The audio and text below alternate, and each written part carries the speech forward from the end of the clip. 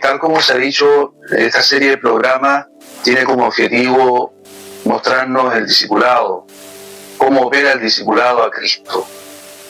Y uno de los primeros discípulos que el Señor llamó fue Felipe y le dijo: sígueme.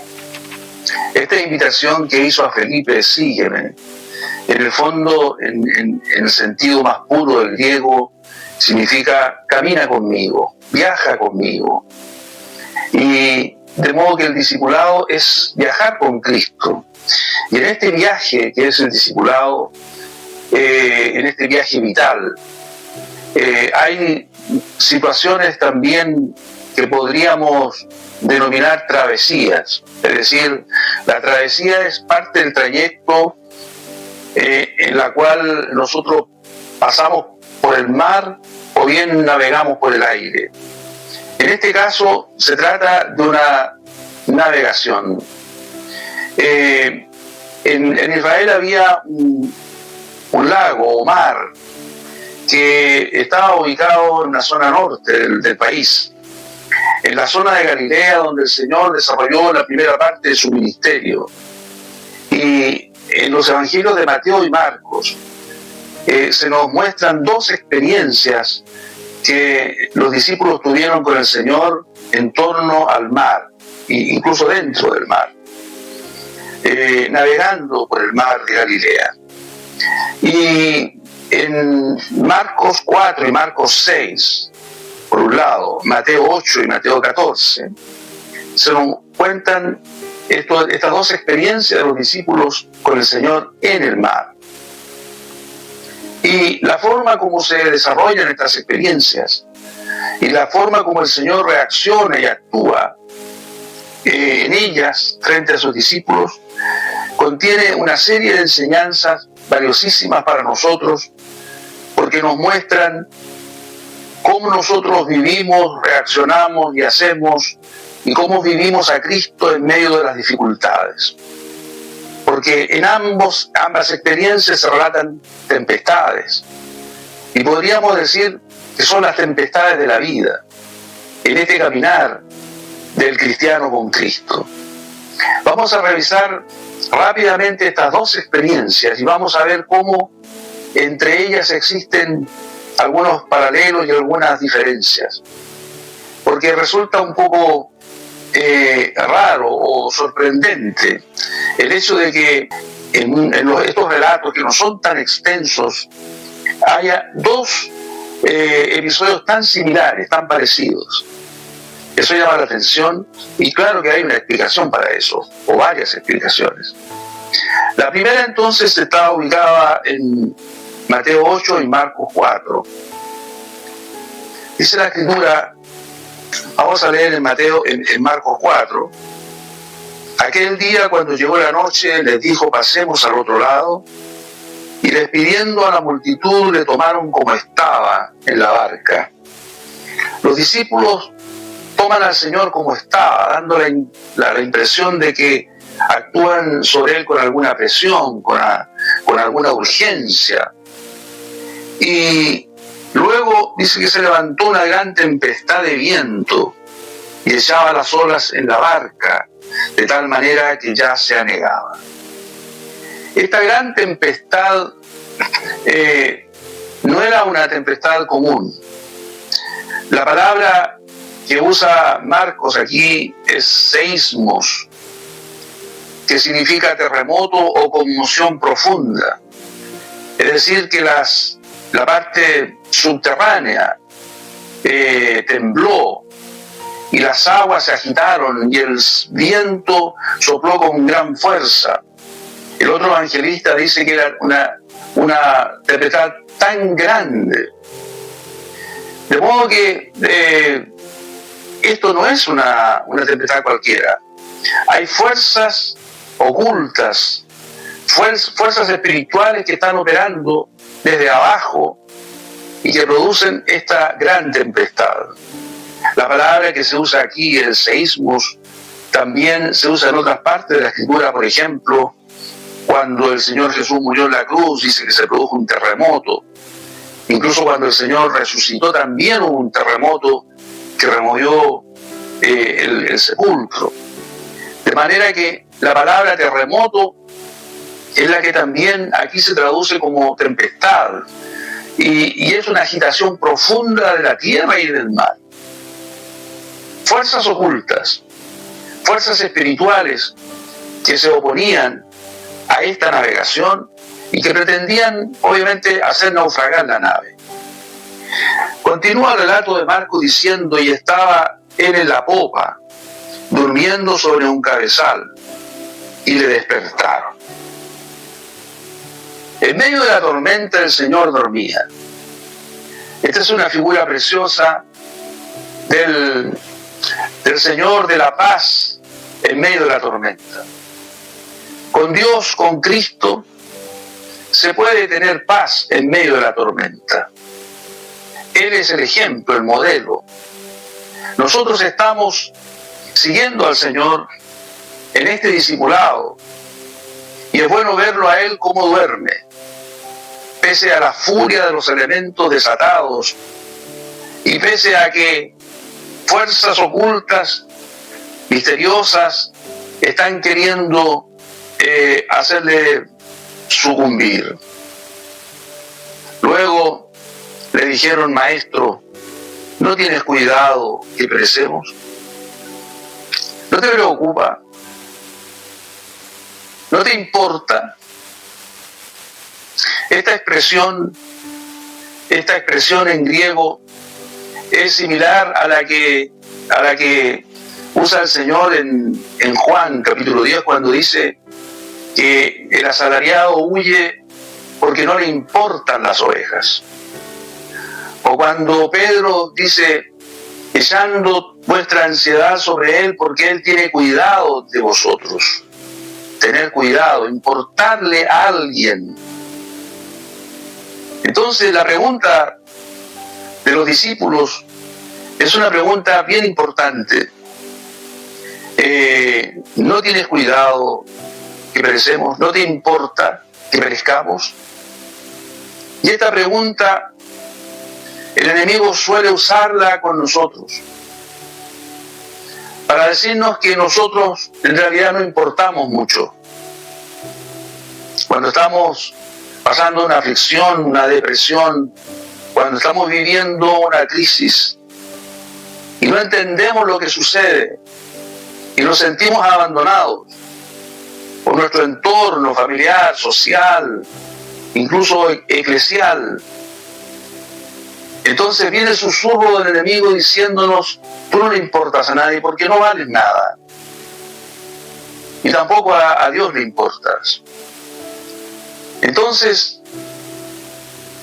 tengamos cuidado con estas palabras, porque a menudo el enemigo las usa, y nosotros podemos escuchar esa voz, dejarnos llevar por ella, y dejar de mirar, de ver al Señor por encima de las circunstancias. Ahora, dice la Escritura aquí que el Señor, levantándose, reprendió al viento y dijo al mar: calla, enmudece. Por un lado, la palabra reprendió, y por otro lado, la palabra enmudece. Son palabras que se usan no para referir a algo inerte, sino a algo vivo. Como si hubiera una fiera embravecida a la cual hay que acallar, sofocar, enmudecer. Esto nos confirma el hecho de que cuando suceden las tempestades de nuestra vida, no siempre las causas son causas naturales, sino que por detrás de eso hay cosas espirituales, hay entes que procuran nuestro mal. Por eso el Señor dice: enmudece. Otra traducción dice: sea amordazado. El Señor literalmente pone un bozal, una mordaza a esa fiera que agita las aguas y los vientos. El Señor tiene autoridad sobre los elementos y sobre nuestras circunstancias. Basta que Él diga la palabra y todo vuelve al orden y a la normalidad. Y cesó el viento y se hizo grande bonanza.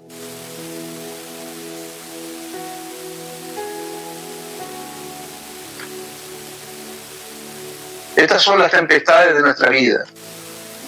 Pero todavía son tempestades relativamente pequeñas, porque el Señor está en la barca. Y la barca que tiene el Señor no puede naufragar. Nosotros estamos seguros que el Señor está en nuestra barca, porque le hemos abierto el corazón, le hemos abierto nuestra casa.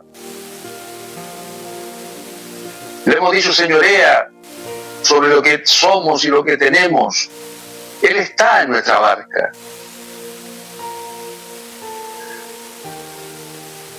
Ahora bien, al otro lado del mar, dice el episodio siguiente en el libro de Marcos y de Mateo, estaba el endemoniado gadareno, esperando ser libertado, un hombre agobiado, un hombre fuera de sí, un hombre que no era dueño de sí mismo.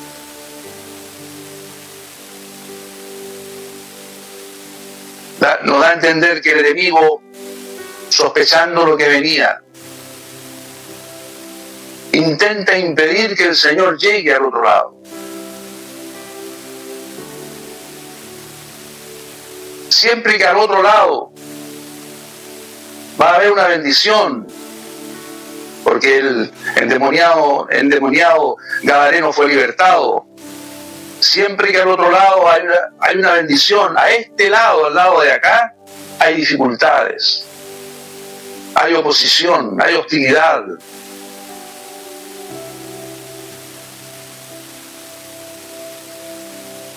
A menudo las bendiciones que se producen en nuestra vida van precedidas por momentos de gran agobio, de gran zozobra,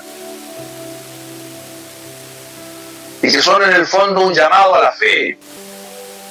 Más allá hay bendición. Por lo tanto, esta lucha, esta batalla, esta oposición tiene que ser derrotada, superada.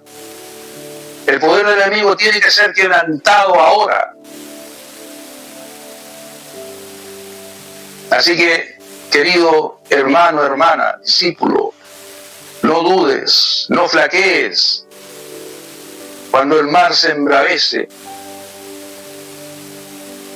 porque este es solo el preludio, el preámbulo de la bendición que ya viene.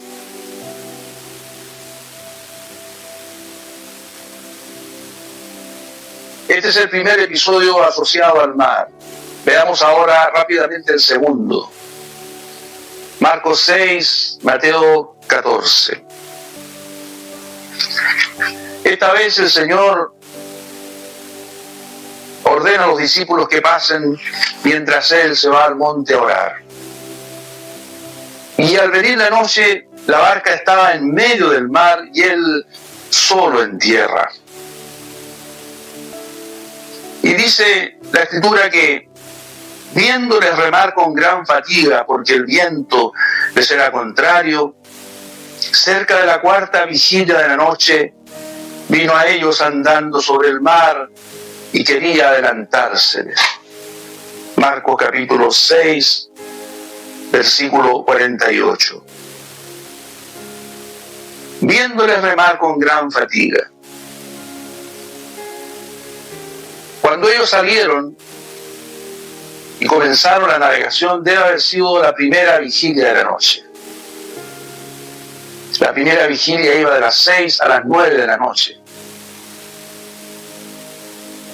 Y cuando la embarcación estaba en medio del mar, el Señor dice que los vio remar con gran fatiga. Y como faltando poco para la cuarta vigilia, como dice Mateo, Él fue a ellos Es decir, estuvieron casi toda la noche bregando contra los elementos desatados. Noten ustedes aquí una diferencia con el episodio anterior. En el episodio anterior la respuesta del Señor fue inmediata. Él estaba en la barca, estaba a mano. La dificultad no fue tan fuerte y tan grande. Ahora pasan horas, desde la primera hasta la cuarta vigilia, luchando en alta mar con esta tempestad. Así también en nuestra vida. Las primeras experiencias son relativamente pequeñas, las primeras zozobras son relativamente fáciles. El Señor está ahí pronto a ayudarnos. Pero hay experiencias como esta que son un poco más difíciles. Hay una larga noche de lucha, de batalla. El Señor no está en la barca. No podemos decirle, Señor, no te importa que perezcamos. Estamos solos. O aparentemente solos. Porque Él no está ahí de manera visible. Pero noten ustedes esta expresión tan preciosa, viéndoles remar con gran fatiga. El Señor estaba a la orilla y ellos estaban en el mar. Pero Él les veía. Él no dejaba de atenderlos, de seguirlos con su mirada. El ámbito de su acción los incluía a ellos, aunque no estaba con ellos. Aún estando lejos los miraba y los veía en dificultades. ¿Cuántas veces has vivido esto? El Señor no está, te sientes solo, abrumado, sobrepasado, colapsado, pero Él ve que tú estás remando con fatiga. Tú no estás lejos de su mirada. Entonces, dice aquí la Escritura que vino andando sobre el mar y quería adelantárseles. ¿Qué significa quería adelantárseles? ¿Será que acaso Él no los quería ayudar? ¿Quería ignorarlos, evadirlos? Él había dicho que lo iba a ver al otro lado. Si Él no nos hubiese socorrido esa noche, si Él no hubiese entrado a la barca, hubiese seguido su camino sobre las aguas hasta la otra orilla, sin duda que allá se hubiera encontrado con sus discípulos. Nada podría haber hecho cambiar su palabra. Vamos a la otra orilla.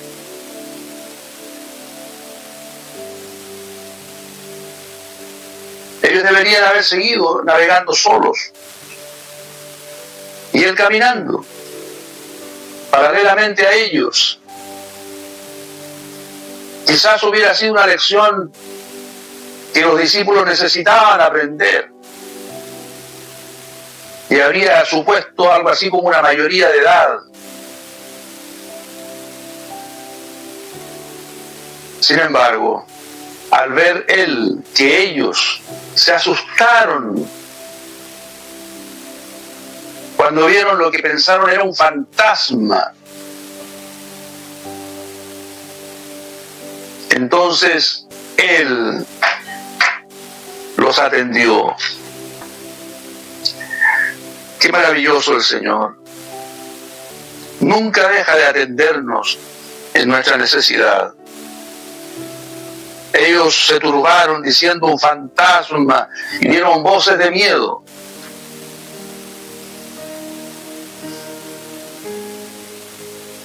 ¿Qué fue lo que más atemorizó a los discípulos? No fue tanto la tempestad, sino el fantasma que vieron. Gritaron de espanto. Ellos como marineros estaban acostumbrados a las tempestades del mar de Galilea, pero no estaban acostumbrados a ver un ser que camina sobre las aguas. Eso no entraba en su marco de referencias, en el marco de los hechos habituales. Esto no tenía explicación racional. De la misma manera, las cosas que más nos afligen, las que más nos desconciertan, nos superan, son las cosas que no entendemos de Dios. Los modos de actuar de Dios que no logramos explicarnos. A veces el mismo Señor se convierte para nosotros en un fantasma y no entendemos su modo de ser o de proceder.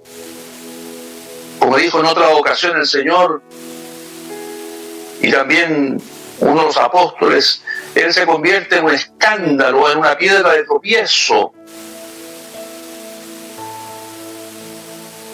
Podemos escandalizarnos del Señor, porque no entendemos a veces su proceder. ¿Por qué Él no vino con nosotros? ¿Por qué aparece caminando sobre el mar? ¿Por qué nos desconcierta de esa manera y nos asusta? Y permite que nos engañemos pensando que es un fantasma, un ser terrorífico, aterrador, que viene a causarnos daño.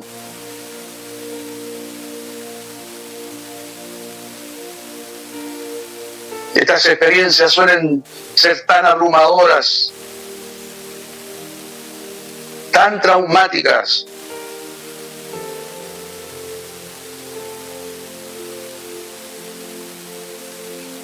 probablemente tú has vivido alguna de ellas.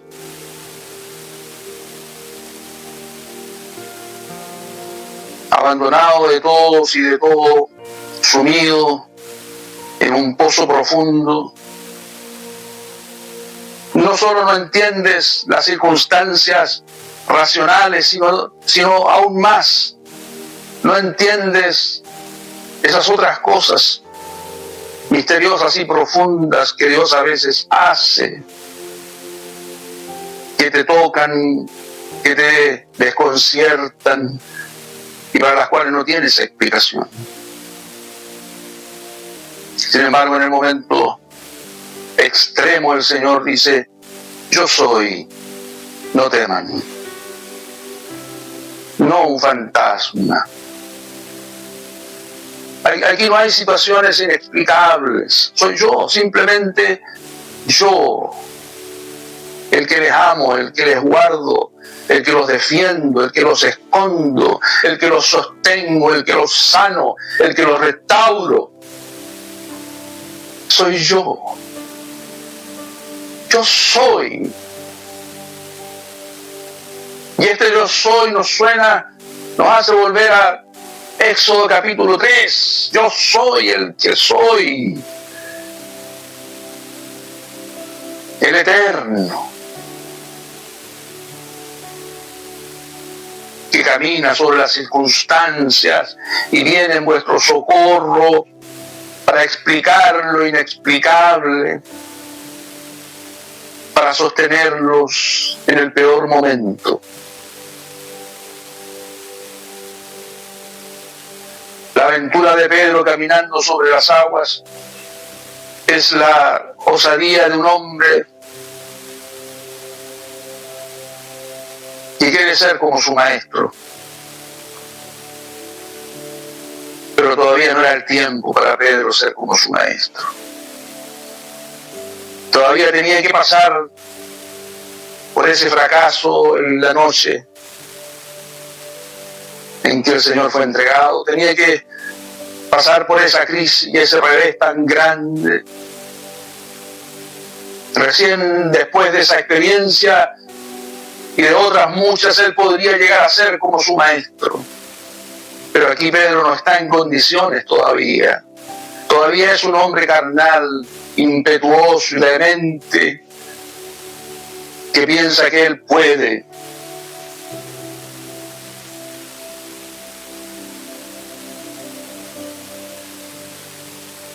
Cuando ocurrió el episodio anterior, los discípulos dijeron: ¿quién es este?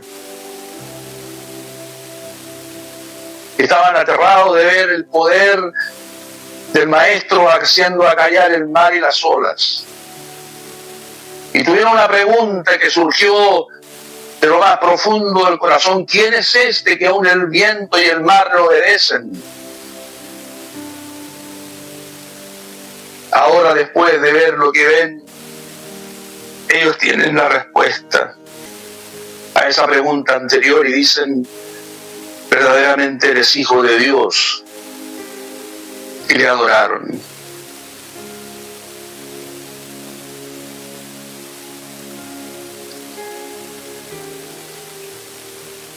¿Le importo yo a Dios? Yo, al igual que Pedro, me hundo cada vez que intento hacer algo valiente.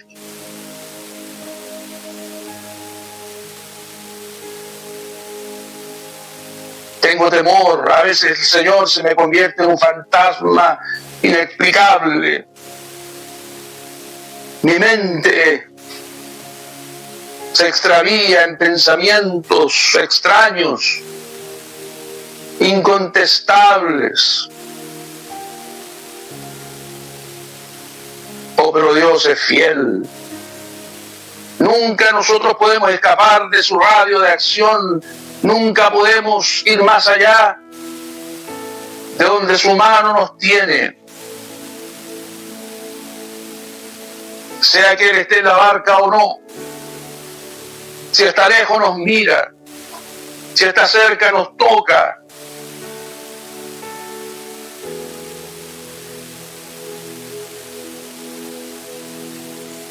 No olvidemos esto, amados discípulos y discípulas de Cristo. Mateo 14 nos muestra una experiencia más profunda y traumática que la de Mateo 8. Porque es el avance, la progresión del camino. Vamos siempre de menos a más. Pero sea el menos o el más, Él siempre está. Porque Él es el Señor.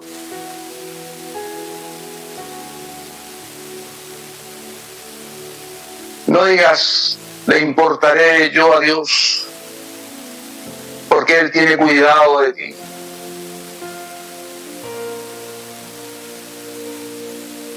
Nunca nadie podrá hundir tu barca, ni todas las fuerzas del infierno juntas, porque el Señor que tenemos venció al infierno.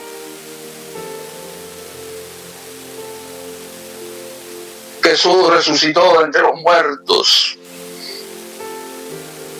y es primicia de los que durmieron. Él es el primero, luego nosotros seremos como Él es.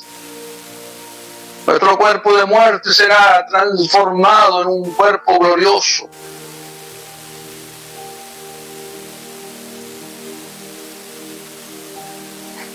Por ahora estamos enfrentando circunstancias diversas y contrarias,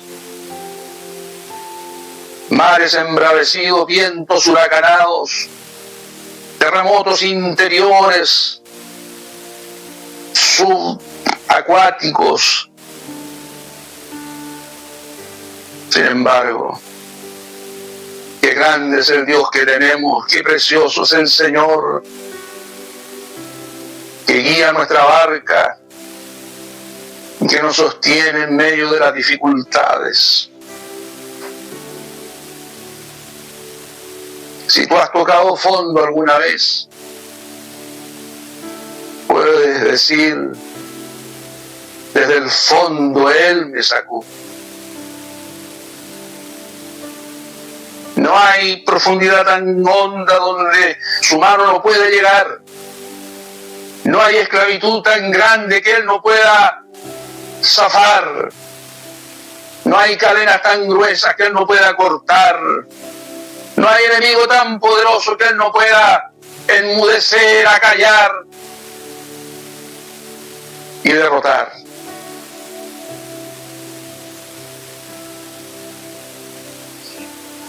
Vamos a orar. Vamos a pedir que el Señor se haga cargo de tus circunstancias y de tu mar embravecido. Padre, gracias por esta palabra. Permite que los que están viendo y escuchando estas palabras sean alentados a creer. Y aún en medio del dolor y de la angustia, tener una palabra de fe y de alabanza. Señor, rompe esas circunstancias adversas, acalla el mar, amordaza al enemigo. Que se haga una grande bonanza de nuevo en sus vidas, para que puedan ser testigos de tu poder y de tu amor. Padre, lo pedimos en el nombre de Jesús. Amén.